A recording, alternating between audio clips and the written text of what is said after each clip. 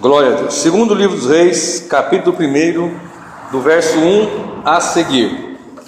Diz assim a palavra do Senhor: E depois da morte de Acabe, Moabe se rebelou contra Israel, e caiu Acasias pelas grades de um quarto alto, que tinha em Samaria, e adoeceu, e enviou mensageiros, e disse-lhes: Ide e perguntai a Baal-zebub, Deus de Ecrom, se sararei desta doença. Mas o anjo do Senhor disse a Elias o tisbita: Levanta-te, sobe para te encontrares com os mensageiros do rei de Samaria, e dize-lhes: Porventura não há Deus em Israel, para ires consultar a Baal-zebub, Deus de Ecrom? E por isso, assim diz o Senhor: da cama a que subistes não descerás, mas sem falta morrerás. Então Elias partiu, e os mensageiros voltaram para ele, e ele lhes disse: Que há que voltastes? E eles lhes responderam: Um homem saiu ao nosso encontro e nos disse: Ide, voltai para o rei que vos mandou, e dizei-lhe: Assim diz o Senhor: Porventura não há Deus em Israel, para que mandes consultar a Baal-zebub, Deus de Ecrom? Portanto, da cama a que subistes não descerás, mas sem falta morrerás. E ele lhes disse: Qual era a aparência do homem que veio ao vosso encontro e vos falou essas palavras? E eles disseram: Era um homem peludo e com os lombos cingidos de um cinto de couro. Então disse ele: É Elias, o tisbita. Amém, meus irmãos? Eu vou ler novamente, vou repetir o versículo de número 3. Mas o anjo do Senhor disse a Elias, o tisbita: Levanta-te, sobe para te encontrares com os mensageiros do rei de Samaria, e dize-lhes: Porventura não há Deus em Israel, para ires consultar a Baal-zebub, Deus de Ecrom? Queridos irmãos,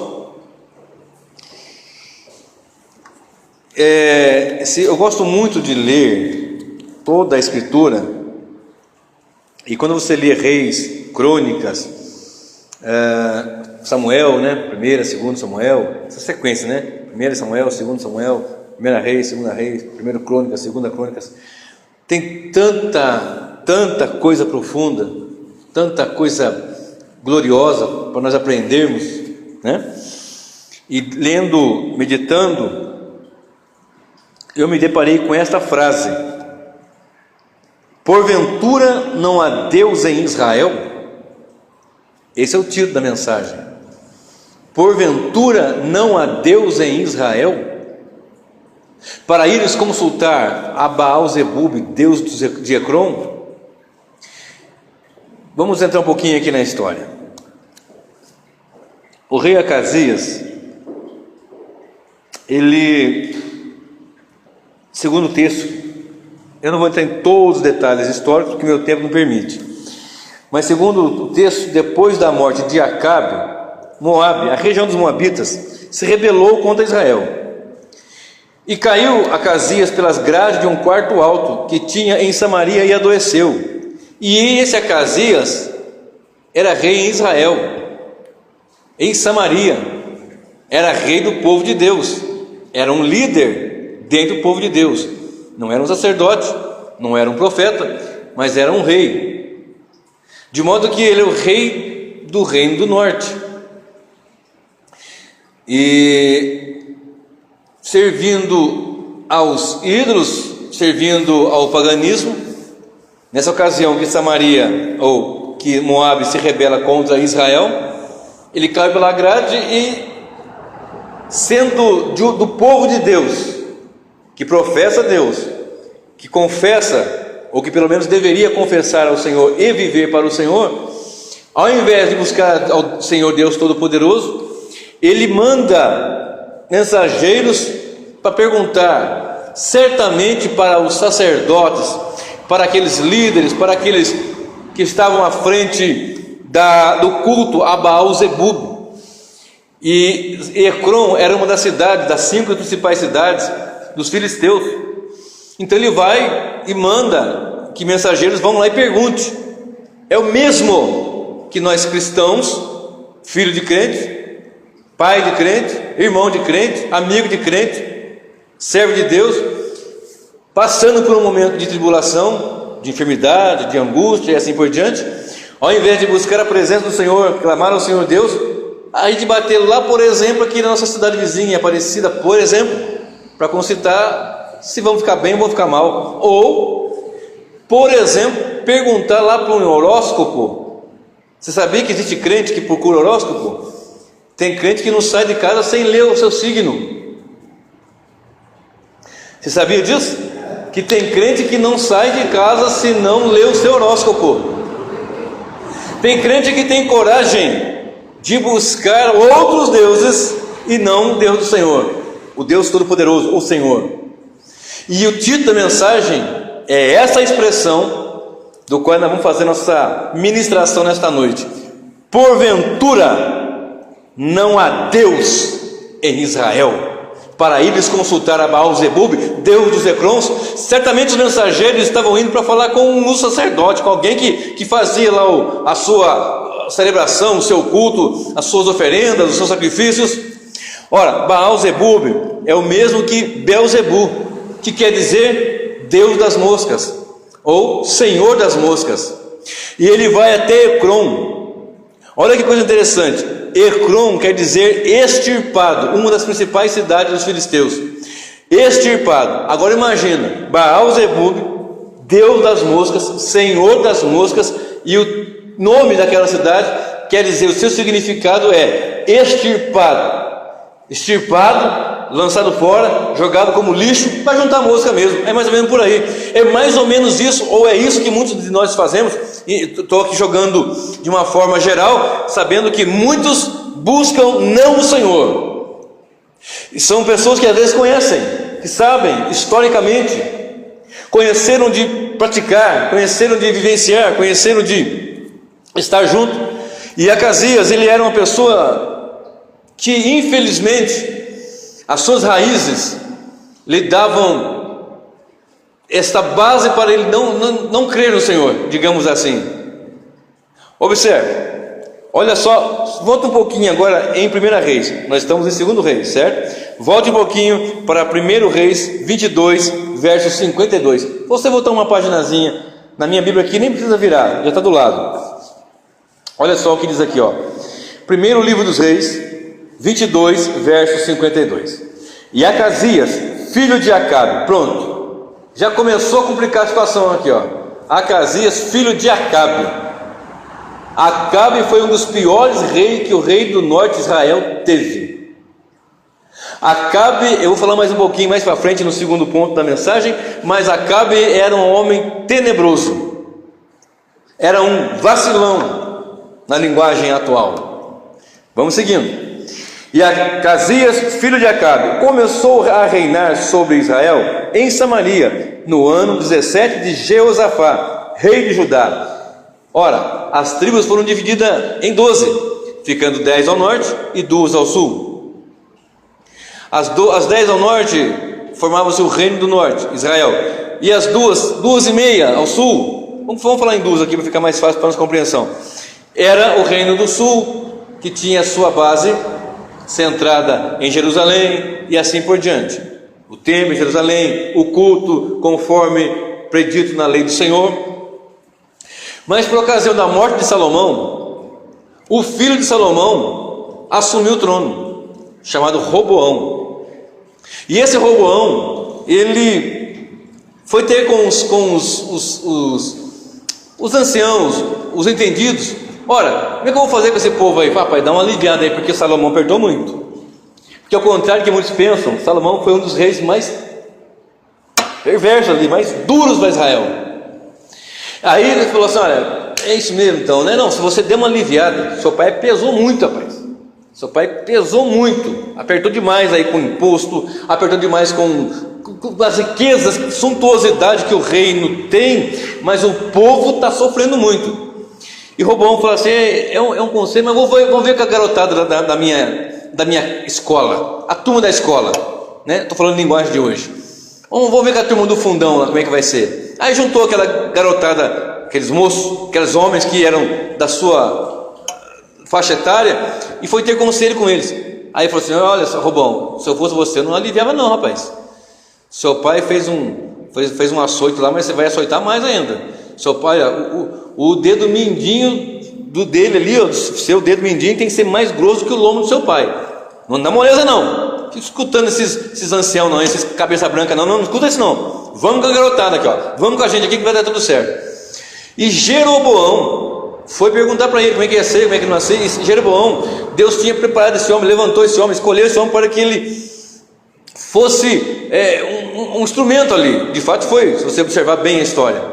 Aí Roboão chega e fala para Jeroboão assim: olha, voltem amanhã você e todo mundo aí que está contigo aí, ó, e amanhã, vem depois de um certo tempo, que a gente resolve a situação. Depois você lê o contexto histórico.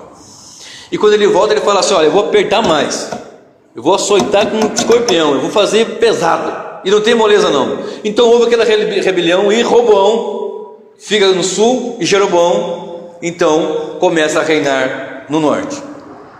Só que o detalhe é que Jeroboão, ele rebelou-se também, ele descumpriu o propósito do Senhor.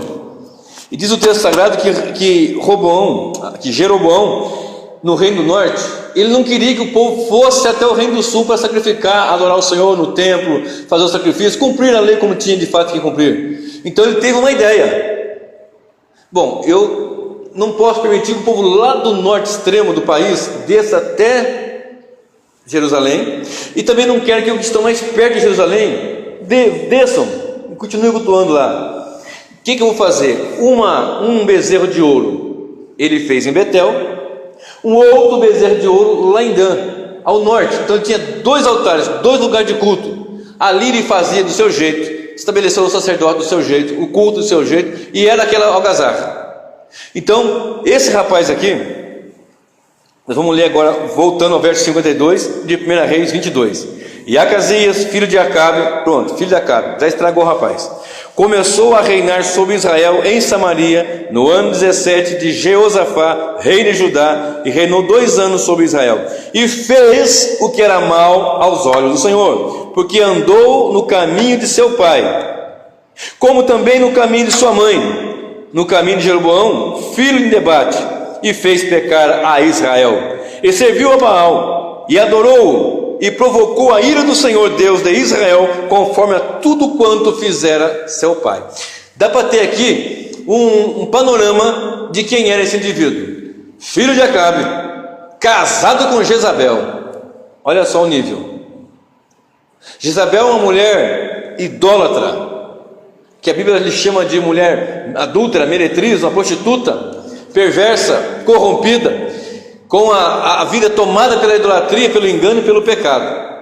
Essa mulher fez com que Acabe fosse pior do que ele podia ser ainda, porque a Bíblia nos refere que a mulher sábia edifica o seu lar, mas a tola com a sua mão a destrói. E a melhor mulher para um homem casar, às vezes alguém me pergunta: pastor, qual é a melhor moça para eu casar? É lógico, tem que analisar vários pontos. Se é uma moça que gosta de estudar, se é uma moça aciada, e o moço a mesma coisa, se é um camarada que gosta de trabalhar, gosta de estudar. Isso são pontos sociais que devem ser observados. É evidente, você vai casar com uma moça que levanta meio-dia, aí você chega na sua casa, você vai escutar ela dizer assim: ó, você me conheceu, eu levantava meio-dia, por que agora você está me perturbando? Ou vice-versa, em pontos sociais. No entanto, a melhor mulher e o melhor homem para que alguém possa casar é aquele que te aproxima de Deus. Se a mulher que não quer nada com Deus, não tem compromisso com Deus, se o moço não quer compromisso com Deus, é um sinal de perigo, de sinal de alerta. É um sinal de alerta. Então, qual é a melhor pessoa para que eu tenha um relacionamento? Porque cristão só pode ter relacionamento sério. Esse negócio de ficar não é para cristão. Nós temos visto uma mocidade, e eu já fui líder de jovem algumas vezes, em algumas igrejas, em algumas ocasiões, e nós temos lutado na época então, e hoje imagina, de modo que, não, vamos ficar, e o modismo e a onda, nova moda, nova onda, novas tendências, e crente não segue tendência, crente segue a palavra de Deus. Crente não tem que ver se é tendência A ou a tendência B, o crente tem que ver o que a palavra de Deus lhe diz, para que ele tenha curso na palavra, e assim vai ser muito bem sucedido. De modo que ele era filho de Acabe, Acasias, filho de Jezabel, e andou nos caminhos no caminho de Jeroboão, filho de Nebate. Então ele tinha ali um perfil muito difícil, uma pessoa, evidentemente que eu posso nascer num lar todo atrapalhado e ser um servo de Deus, temente a Deus. Eu posso nascer num lar totalmente santo, de pessoas sadias, piedosas, temente ao Senhor, mas ser, como falam, a ovelha negra da família. Pode acontecer isso. Algumas vezes eu já falei em minhas pregações aqui que eu não nasci num lar cristão. Minha mãe era simpatizante. Com 16 dias de vida, ela me levou na igreja presbiteriana do Brasil, onde eu fui apresentado na ocasião e ganhei a minha primeira Bíblia com 16 anos de vida. 16 dias de vida. 16 dias de vida. Mas quando eu conheci, eu não sabia nem ler. Ela ia numa outra igreja e não tinha firmeza. Meu pai era da Umbanda, também não me ensinou os caminhos do Senhor. Também não tive um ensinamento desde berço de ser temente a Deus, o que nós esperamos que os pais façam com seus filhos logo nesse tempo que nós estamos vivendo. Não deixa para amanhã, tem que ser desde pequeno, bem pequenininho, vai ensinando o temor do Senhor. E esse moço, então, ele tinha referenciais, que eu vou falar daqui a pouquinho, que lhe eram extremamente perigosos. Observe só o que aconteceu. Ele estava andando segundo o texto aqui, caiu de um quarto alto, pelas grades de um quarto que tinha em Samaria, e adoeceu. Caiu e machucou. Eu não sei o que aconteceu com ele. Se quebrou o fêmur, que é uma coisa que acontece muito nos meus pacientes. Eu não sei se ele quebrou uma das costelas de um arco costal. Eu não sei o que houve com ele. Se bateu a cabeça, teve um traumatismo craniano e ficou ali com algum coágulo, impossibilitado de levantar, de andar. Eu não sei. O texto diz que ele foi para um leito de enfermidade. E estando num leito de enfermidade, eu vou consultar os deuses dos meus pais, mas eu vou consultar não o Deus de Israel, mas o Deus que eu aprendi ali com minha mãe Jezabel, com meu pai Acabe, que eu observei também que Jeroboão também prega e serve, inclusive tem altares para deuses lá que eles adoram. Então eu vou fazer da mesma forma. Aí diz o texto que ele chamou o mensageiro: olha, vai lá em Ecrom, na terra dos filisteus, e pergunta para Baal-zebub se eu vou ficar nessa cama ou se eu vou sarar. E quando vão os mensageiros, o Deus de Israel, o Deus da igreja, o Deus Pai de nosso Senhor e Salvador Jesus Cristo, ele destaca um anjo para que ele vá falar com um homem chamado Elias, o tisbita. E esse Elias recebe uma instrução dizendo: olha, está vindo aí uma turma aí, eles estão indo para Ecrom para consultar Baal-zebub, o pai das moscas, o Deus das moscas, o Senhor das moscas, melhor dizendo. E diga lá para eles, por que eles estão consultando esses deuses? Eles vão dizer que é porque o nosso rei mandou. Então volta para o rei e diga lá: olha, porventura não há Deus em Israel.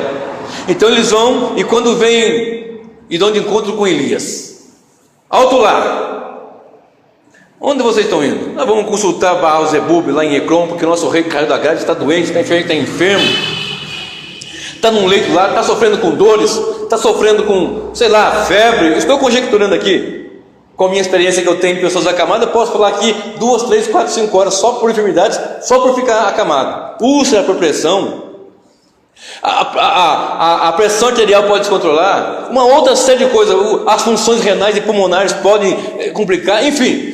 E eu, ao invés de clamar ao Senhor, que é o Deus Todo-Poderoso, misericordioso, não. Vamos lá, busque a Baal-zebub.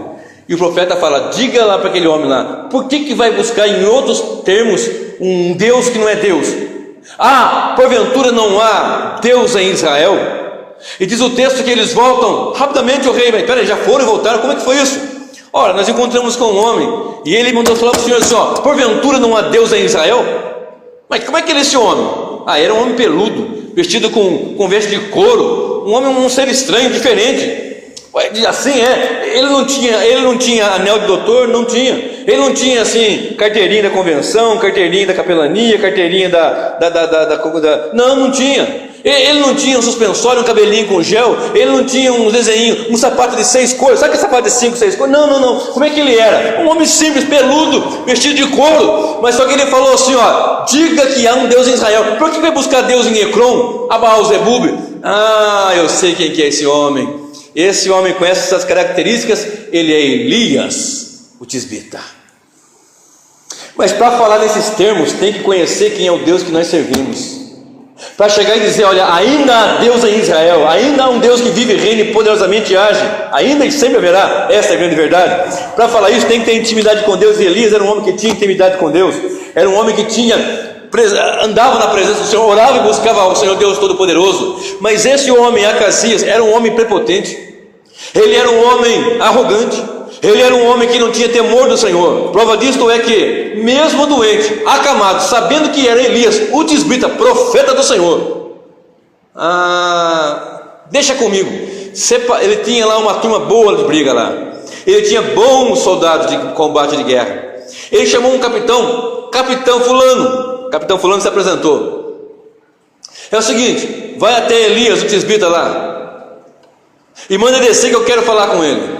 Diz o texto sagrado que vai o capitão todo, né? Vai lá, todo cheio de pompa, né? Talvez com marcas de cicatriz pelos combates, pela batalha, à frente de 50 homens de guerra.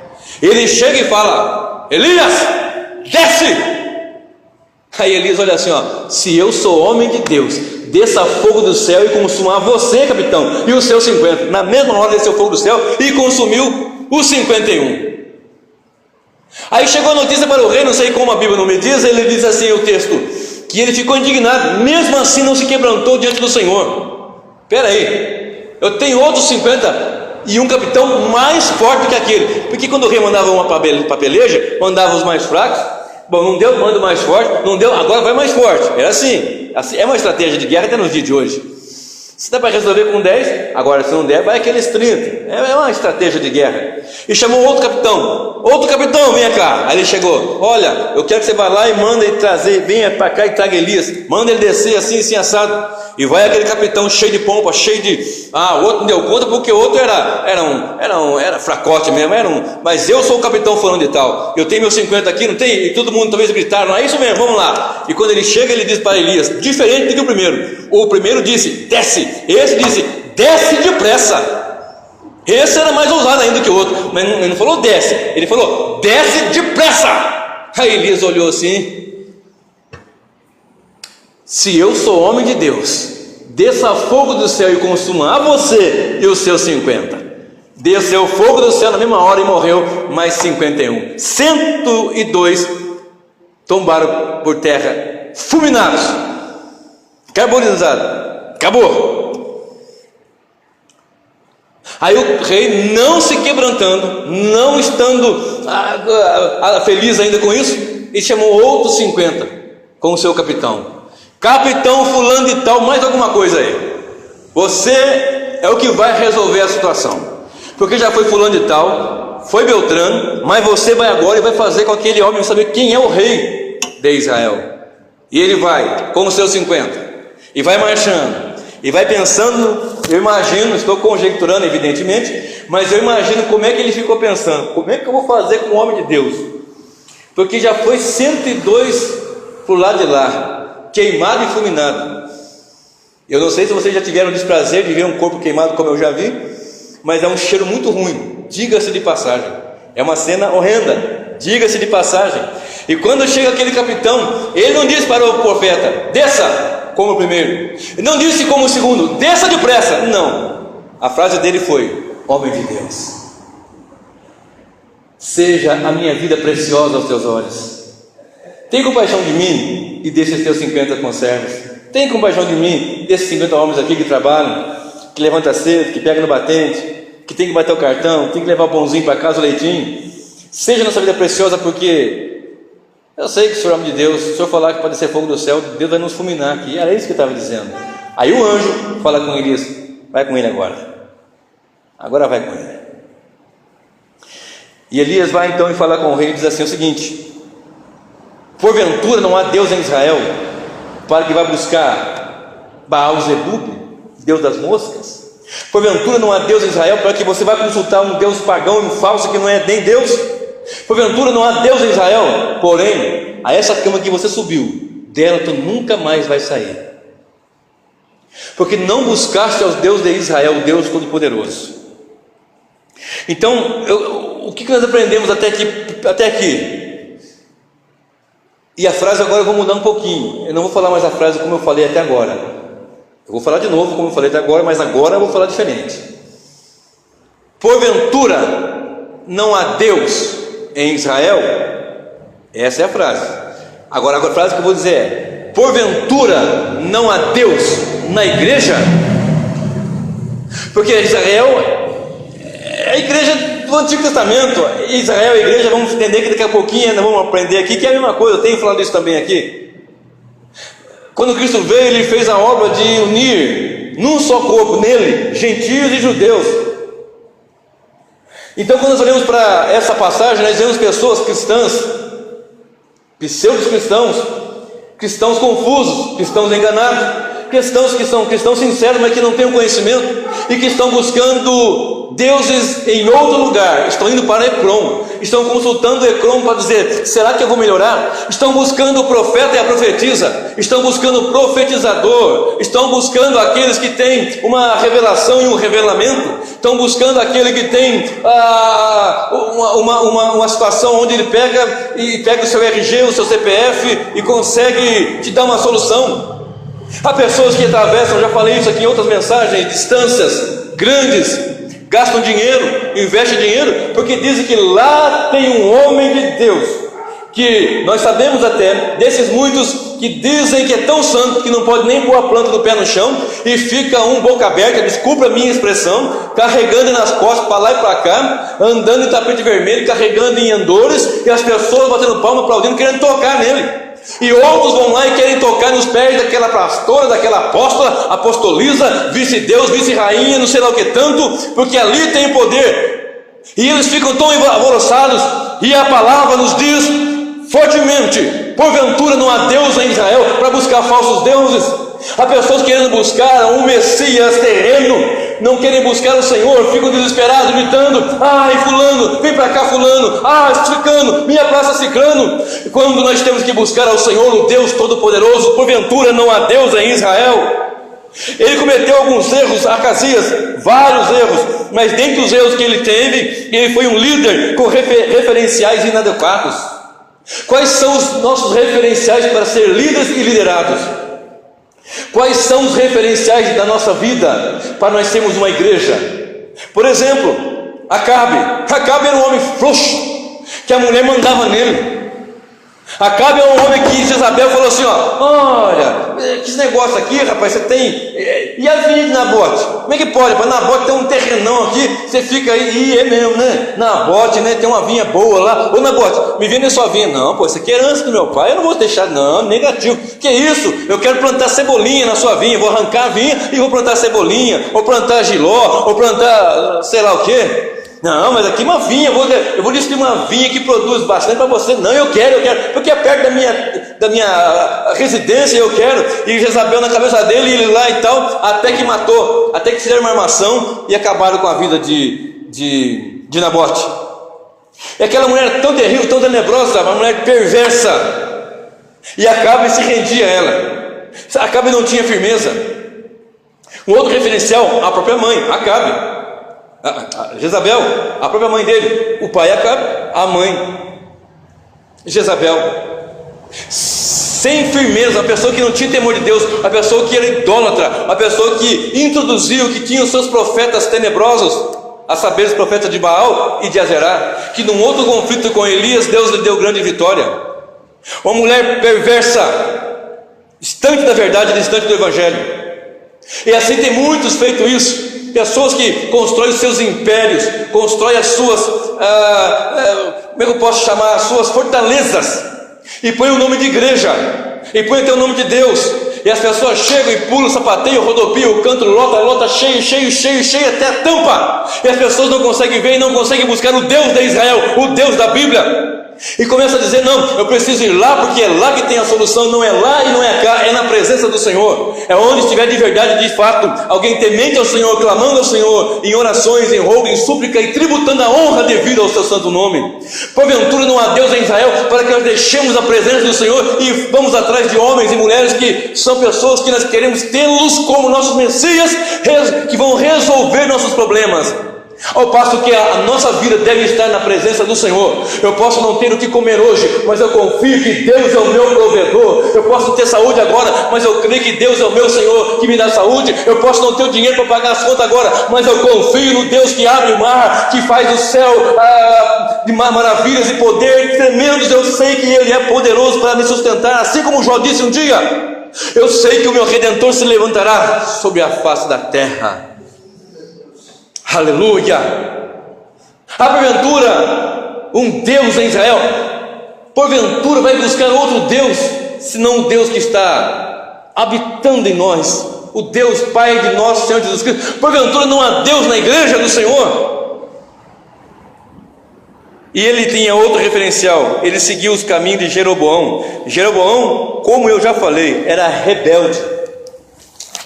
Alguém que não seguiu a instrução do Senhor, alguém que não seguiu aquilo que Deus lhe havia dado de direção para ele fazer, tornando-se idólatra, seguidor do mal. Esses eram referenciais de Acasias. Talvez você tenha 25, 30, 40 anos e observou os seus referenciais, mas os seus referenciais te levam para a palavra ou distanciam da palavra?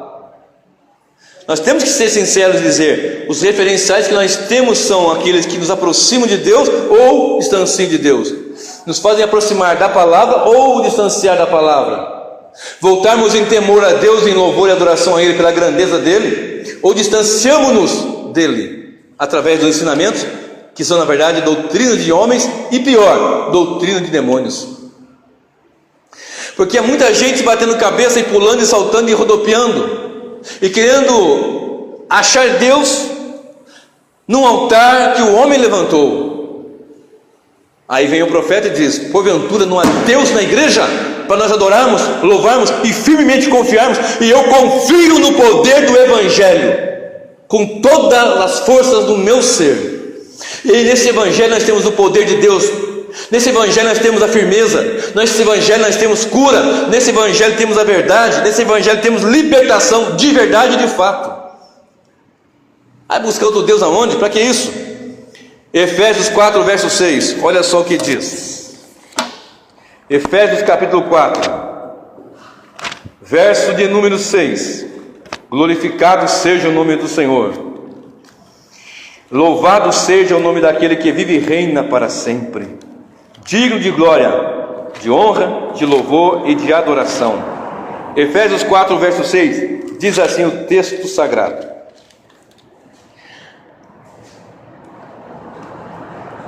eu vou ler o 5 e 6. Um só Senhor, uma só fé, um só batismo, um só Deus e Pai de todos, o qual é sobre todos e por todos e em todos vós. Nós temos um Deus verdadeiro e vivo. Não há Deus na igreja para buscarmos outros deuses. Não há Deus na igreja para nós corrermos atrás de fita de sal grosso, de Messias dessa terra. Não há Deus na igreja para nós sairmos atrás deslocadamente, desvaradamente, de forma louca, atrás de deuses, de homens que são semideuses. Não, mas é o apóstolo fulano de tal. Não, mas é o apóstolo Beltrano. Se eu tocar no terno dele, se eu pegar um pedacinho da gravata que ele vai me dar generosamente a troco de R$200, se eu pegar só um pedacinho daquela gravata daquele profeta, daquele pregador e colocar no meu pacote de arroz no meu armário, nunca mais vai faltar. Não há Deus na palavra, não há Deus na Bíblia, não há Deus na igreja, o Deus Todo-Poderoso que é o nosso sustentador, que é somente o Deus poderoso e santo, na simplicidade. Não basta a simplicidade do Evangelho, e as pessoas querem algo, como alguém me disse uma vez: não, pastor, é um ponto de contato, aquela fitinha lá é um ponto de contato, aquele sal grosso, aquele irmão que vem com paletó é um ponto de contato para a fé ser despertada. A minha fé é despertada pelo Evangelho, a minha fé é despertada pelo Espírito Santo que age em mim, através das Escrituras Sagradas. A fé da igreja, do homem, da mulher de Deus, ele não está em alguém que ele possa ver, mas um Deus que, embora não veja, eu creio e sei que ele se faz presente, mas que um dia nós veremos como ele é, face a face, e louvaremos, exaltaremos eternamente a esse Deus. Aleluia! Observe Romanos 10 verso 12, sempre falo esse versículo também. Há poucos dias, numa série que eu fiz, eu falei Romanos 10 verso 12: Porquanto não há diferença entre judeu e grego, porque um mesmo é o Senhor de todos, rico para com todos os que o invocam. É rico para aqueles que o invocam. Invocai o Senhor enquanto está perto. Nós temos que clamar enquanto está perto. Meu Deus, vai lá em Ecrom, vai lá buscar Baal-zebub, o Deus das moscas, no extirpado, o pai das moscas, o Deus das moscas, da imundícia, da sujeira, da falcatrua. Porque tem pessoas, amados, que por causa dos seus líderes religiosos, não estou falando agora de idolatria lá fora, estou falando dentro do que se chama meio gospel evangélico, ele mata e morre por causa do seu pastor, do seu apóstolo. Não toca nele não. Não toca nele não, que eu passo a mão na peixeira e arrebento né? Tem. É pior do que time de Corinthians, Flamengo, essas coisas, pior. Não. Aí sai com passeata. Estou falando que eu vi, queridos. Não estou falando que me contaram, não. Com faixa e com passeata. Fulano, não sei o quê. O camarada está preso, é lógico.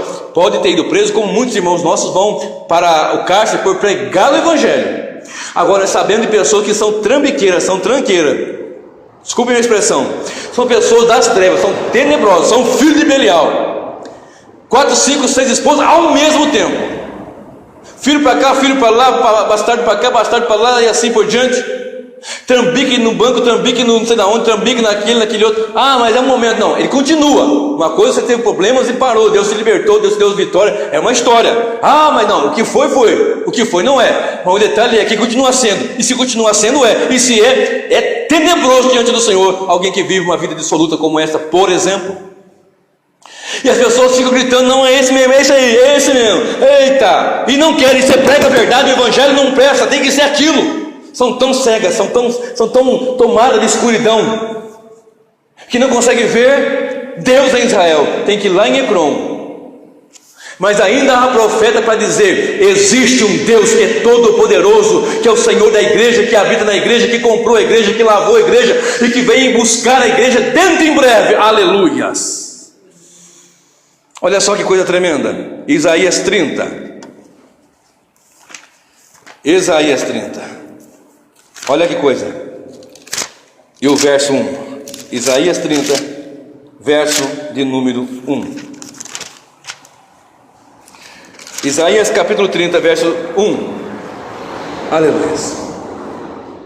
Ai dos filhos rebeldes, diz o Senhor, que tomam conselho, mas não de mim, e que se cobrem com uma cobertura, mas não do meu espírito, para acrescentarem pecado sobre pecado. Vou parar aqui, não vou nem seguir mais. Vou só parar aqui que meu tempo está indo embora. Ai dos filhos rebeldes, diz o Senhor, que buscam conselho, mas não de mim, e que se cobrem com uma cobertura, mas não do meu espírito. Me lembro, evidentemente, daqueles que hoje querem a cobertura do apóstolo tal. Mas se eu não tiver debaixo... E eles falam em arrogantes, são presunçosos, arrogantes, e dizem: se você sair debaixo da minha cobertura, você não vai prosperar, você vai ficar doente, vai para um leito de enfermidade, vai ficar numa cadeira de roda, vai ficar sem dinheiro, vai ficar sem emprego, o marido vai embora, a esposa vai embora, os filhos vão ficar. Se você sair debaixo, você tem que estar debaixo da minha cobertura espiritual. Faça-me um favor, a cobertura que nós temos é a cobertura do Espírito de Deus. É Deus que nos cobre de graça, de glória, de misericórdia, de amor, e com seu sangue precioso. Que cobertura de homem, comedor de arroz e feijão, e o povo doido vai lá atrás. Eu vou em Ecrom e vou buscar para mim ali um Deus.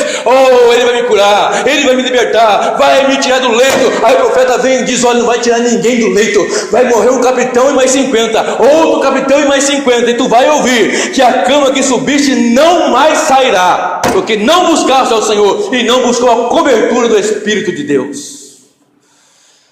Aleluia.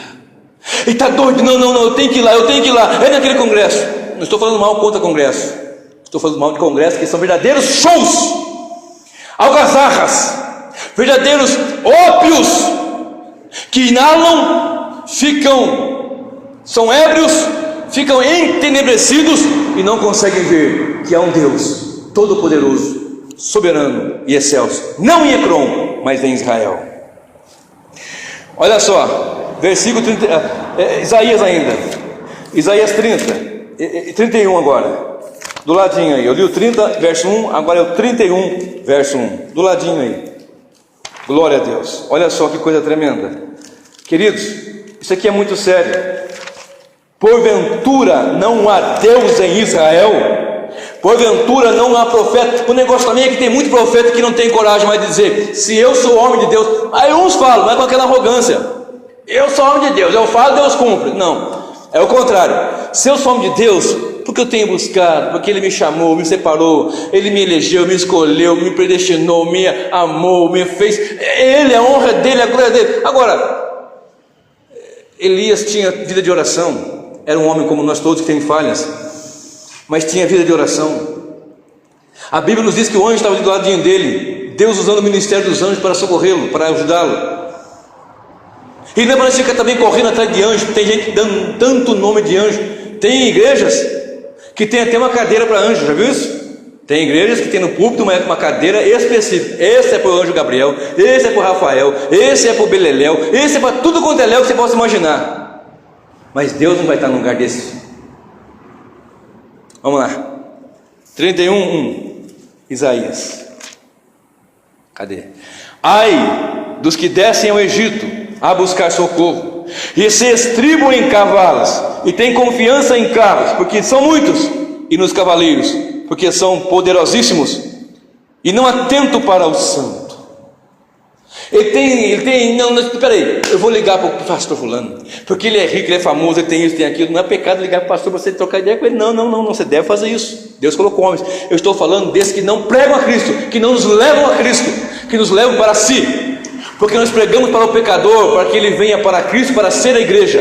Porque ele só vai ser a igreja se ele vier para Cristo, nascer de novo, ser perdoado pelos seus pecados, pelo sangue de Jesus, dos seus pecados. Aí então ele vai ser a igreja, habitado pelo Senhor. E na igreja está o Senhor. E eu não preciso ir em outro canto, eu preciso estar em Cristo. Aí daqueles que descem ao Egito, vai para o mundo, é um tipo do mundo, tipologia. Vai para o mundo buscar socorro, vai para Ecrom buscar socorro. Mas será que vai dar certo? Mas será que vai dar? Será que não vai dar? Ora, servimos ao Deus ou não servimos? O nosso Deus é Deus na nossa vida ou não é? Porque se o Deus que nós falamos aqui, vivemos e adoramos, é o Deus da palavra, o Deus Pai de nosso Senhor e Salvador Jesus Cristo, nós temos certeza e podemos dizer: há um Deus em Israel. Aleluia. Olha só o Salmo 78, verso 19. É um texto onde a nação de Israel conta-se várias coisas que eles falaram saindo do Egito, e ali é uma canção que remonta ao que aconteceu. E em Salmo 78, verso 19 está escrito assim: falaram contra o Senhor, dizendo: porventura pode Deus preparar-nos uma mesa no deserto? Quando eu vou buscar em Ecrom, ao Pai das moscas, ao Deus das moscas, Salmo 78, 19. Quando eu vou buscar lá fora, me estribar no Egito, nos seus cavalos e cavaleiros, eu estou falando igual eles falaram lá no Egito, ou melhor, lá no deserto, quando Deus os tirou do Egito, a nação de Israel, onde eles diziam: porventura Deus pode nos preparar uma mesa do deserto? Nós estamos no deserto, é um calor terrível de dia, um frio terrível à noite, mas eles tinham a coluna de fogo de noite e a nuvem de dia protegendo. Eles tinham a rocha que botava água, eles tinham o maná que descia do céu, e ainda assim falaram contra Deus, dizendo: pode Deus preparar nesse deserto uma mesa? É o que Acasias fez. Espera, eu estou doente de uma cama, eu vou buscar outro Deus, o pai das moscas lá, ou o Deus das moscas. Aí vem o profeta cheio do Espírito Santo, mandado pelo Senhor, dizendo: porventura não há Deus em Israel? Como é que vai falar contra Deus que Deus não pode fazer? Deus pode sim, querido. Eu posso estar num deserto e você num deserto, mas nós servimos a um Deus vivo que pode preparar mesa no deserto. Deus pode preparar um banquete no deserto, assim como o salmista no capítulo 23 de Salmo, ou Salmo 23, versículo 5 diz: prepara uma mesa perante mim na presença dos meus inimigos. Os inimigos vão ver, eles vão ter que olhar e ver, saber que o nosso Deus é um Deus que sustenta a crente no deserto, é um Deus que sustenta a sua igreja nesse deserto de pecado, de imundícia, de investidas, de heresia, de tanto quanto erro acontece nesse planeta. Mas Deus tem sustentado a sua igreja. Se ela ficar aqui mais 30, 50, 100 anos, vai ser muito difícil pelo tanto de heresia que vai existir daqui a 100 anos, mais do que hoje. Meu Deus, como vai ser difícil. Mas uma coisa é certa: no meio desse deserto, Deus vai sustentar a sua igreja. Aleluia. Glória a Deus. Ora, Porventura não há Deus em Israel? Quem era Israel? Israel é o nome do povo de Deus, correto? Quem era Israel? Deus chamou um homem, Abraão, em Ur dos Caldeus. Abraão teve um filho que ele colocou um nome muito bonito, colocou o nome de Isaac nesse moço. E esse Isaac teve dois filhos, um chamava Jacó e outro chamava Esaú.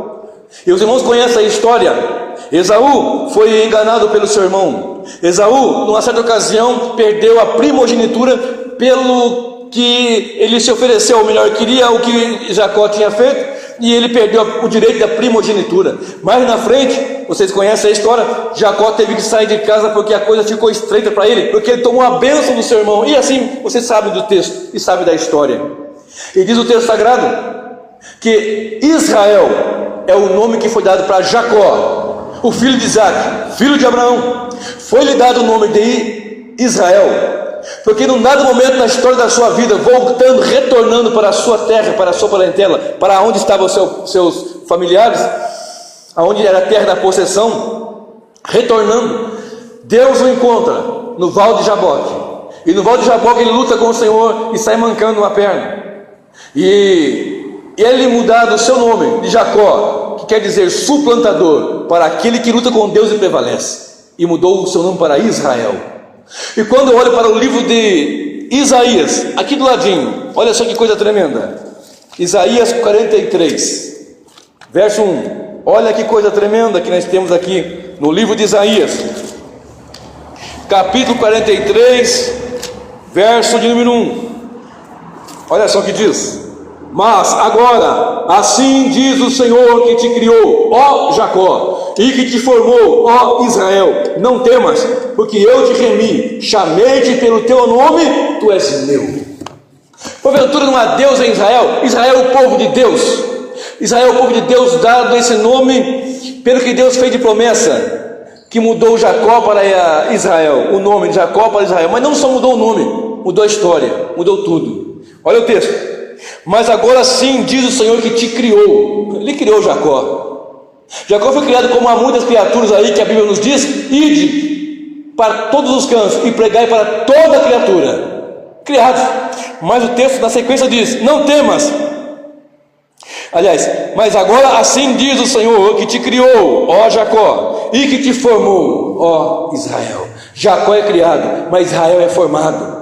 Jacó era Jacó até o momento que se encontrou com Deus, e Deus mudou sua história. Deus formou nele o que ele queria formar. Assim foi na minha vida. Era Jacó lá fora, no pecado, no engano, fazendo aquilo que dava na telha. Mas no momento que Deus me tomou, ele formou. E assim ele faz com a igreja, faz com o seu povo. Então eu não tenho que ir lá fora buscar não, e confiar lá em cavaleiros do Egito, em carros do Egito, em reis lá fora, deuses pagãos. Olha o que diz a Bíblia, Salmo 20, verso 7 e verso 8. Uns confiam em carros e em cavalos. Mas o texto é muito forte. Eu vou ler, esse eu tenho que ler. Salmo 20, verso 7 e o verso 8. Olha que coisa linda. É um salmo que nós devemos sempre estar no coração, na ponta da língua. Uns confiam em carros e em cavalos, mas nós faremos menção no nome do Senhor nosso Deus. Uns encurvam-se e caem, mas nós nos levantamos e estamos em pé. Uns confiam em carros e cavalos, mas nós, a igreja, o povo de Deus, vamos fazer menção no nome do Senhor. É o Senhor a nossa bandeira, é o nosso sustentáculo. Eu não tenho que ir lá fora buscar outros deuses. Porventura não há Deus em Israel, não há Deus na igreja. Uns confiam em carros e em cavalos, mas nós faremos menção do nome do Senhor. Uns encurvam-se e caem, mas nós nos levantamos e estamos em pé. Aleluia! Glória a Deus. Observe alguns conselhos para nós findarmos aqui. Nós, olhando para o livro de Efésios, nós aprendemos que o Senhor Jesus, na cruz do Calvário, ele desfez a inimizade, aquela parede que separava gentios de judeus. Gentios são todo aquele que não é judeu. Então todo aquele que não é judeu é gentio. Mas o Senhor fez diferente. Ele pegou o judeu e o gentio e fez um novo homem, que é a sua igreja. E esse novo homem, ele é feito de judeus e de gentios, congregados em Cristo, aos quais o Espírito Santo convenceu. Então quem é a igreja? Qualquer pessoa que é convertida a Cristo. Então quem é a igreja? É o judeu, o gentio convertido em Cristo, ou a Cristo. Então esse é o Israel, esse é o novo Israel, esse é, como diz a Bíblia, o Israel de Deus. Agora diz o Senhor, que te criou, ó Jacó, e que te formou, ó Israel. Israel foi formado pelo Senhor. A igreja é uma tipologia aqui. Então alguns conselhos para líderes e liderados na igreja: conheça a Bíblia de Deus, mas também conheça o Deus da Bíblia. O grande problema é que muitos conhecem a Bíblia de Deus e sabem de cor salteado, 66 livros, 39 no Antigo Testamento, 27 no Novo Testamento, o Pentateuco, ou a Torá, livros históricos, proféticos, profetas maiores, profetas menores, e vai seguindo, os evangelhos históricos, e vai seguindo, epístolas de Paulo, epístolas de Pedro, epístolas gerais, assim por diante, e sabe, conhece tudo isso. Isso é importante, é de veras importante. Agora, mais do que isso, não é só conhecer a Bíblia de Deus, mas conhecer o Deus da Bíblia. Não há porventura Deus em Israel para eles consultar Baal-zebub, Deus das moscas? Será que nós vamos ficar gritando para lá e para cá, sabendo que há Deus no meio da igreja? Não há pecado algum em você consultar o irmão, orar com ele, buscar a presença de Deus junto com o irmão, consultar o irmão mais sábio, mais conhecido, mais experiente. Não há problema nenhum nisso. Eu me refiro àqueles que deixam Deus para andar atrás desses. São como acasias, prepotentes, arrogantes. São como acasias, pessoas que não têm temor de Deus. Você pode ter nascido num lar que ninguém era crente, todo mundo bebe, fuma, macumbeiro, tudo que você possa imaginar, mas você pode saber que na sua vida Deus é o único e verdadeiro Deus. Não precisamos confiar em invenções, invencionices e nem métodos humanos. Precisamos apenas confiar no Evangelho. Eu repito essa frase, eu quero que ela seja uma frase marcante na sua vida também. Eu creio no poder do Evangelho. Daniel capítulo 2, verso 28, para Nabucodonosor, ele disse: há um Deus no céu. Ele estava cativo na Babilônia, mas mesmo cativo, tendo até mesmo mudado o seu nome, ele disse assim: ó, há um Deus no céu. Quando a coisa aperta é mais difícil falar isso, né? Quando está com dinheiro, está com emprego, com saúde, mas quando a coisa aperta. A propósito, me lembrei, eu estava hoje do lado de um senhor que quase partiu. Eu trabalho na UTI agora. Pressão foi 5/4, e vai de cá e chama o médico e vem, tal, vai investir, não vai, então dá para investir, tal, e vai. Aí daqui a pouco ele deu uma melhorada. Eu cheguei nele: seu fulano. Ele não consegue comunicar, não consegue falar, mas consegue lapsos de consciência. E ele estava olhando para mim assim. Situação muito difícil, né? Vocês imaginam um paciente de UTI, né? Eu disse: senhor fulano, o senhor consegue me entender? Pisca o olho, por favor. Piscou, bem levinho. Pisca de novo, para eu ter certeza que foi piscou de novo. Opa, é isso mesmo. Aí eu preguei para ele, olhando para a chefaiada, entre os vidros assim, olhava lá, olha para cá, olha aqui, ó, Jesus, isso, e olhava para lá, o chefe, opa, e assim, assado, o senhor está me entendendo? Pisca o olho. Aí eu disfarçava, mexia no negócio, olhava para cá, não tinha chefe vindo, pisca o olho, o senhor está entendendo? Piscava. Olha aqui, seu João, falei o nome dele, olha aqui, seu fulano, é João mesmo. E seguinte, o senhor precisa desse Jesus na sua vida. Não sei se vai partir hoje, amanhã ou depois, pode ser que eu vá antes do senhor, mas o senhor precisa dele. O senhor se arrepende dos seus pecados e confessa a Jesus. Se o senhor confessa a Jesus, pisca o seu olho. Aí ele piscou de novo, me deu uma alegria tão grande no meu coração ali, irmão. Não espere chegar nessa situação para ter que ouvir a palavra e saber que há um Deus no céu, há um Deus em Israel, há um Deus na igreja. Se nós temos esse Deus, vamos proclamar ele. Nós temos e vamos proclamar e dizer como Daniel, preso e encarcerado lá no cárcere, lá em Babilônia, ele disse: há um Deus no céu. Não foi a circunstância que o fez negar, nem a circunstância o fez negar, melhor dizendo. Isaías 57, versículo 15 diz, vou ler, está pertinho aqui. Isaías 57, para nós encerrarmos. Verso 15, olha o que diz a palavra do Senhor. Porque assim diz o alto e o sublime, ele é alto e é sublime, que habita na eternidade. Olha onde habita, na eternidade, cujo nome é santo. No alto e santo lugar habito, como também com o contrito e abatido de espírito, para vivificar o espírito dos abatidos e para vivificar o coração dos contritos. Ele é alto, é sublime e habita na eternidade num alto e sublime trono, mas também habita com contrito de coração. Acasias, lá, o que ele devia ter feito? Oh Deus, tem misericórdia de mim. Meu pai foi terrível, minha mãe foi terrível, eu segui líderes terríveis, mas tem misericórdia de mim. Não, ele foi consultar a Baal-Zebub. Agora, para nós encerrarmos, fique de pé, por favor. Romanos, capítulo 1 e o verso 16. Romanos, capítulo 1, diz assim a palavra do Senhor: porque eu não me envergonho do evangelho de Cristo, pois é o poder de Deus para a salvação de todo aquele que crê, primeiro do judeu e também do grego. Porque nele, no evangelho, se descobre a justiça de Deus de fé em fé, como está escrito: o justo viverá pela fé. Não me envergonho, diz Paulo, do evangelho de Jesus Cristo.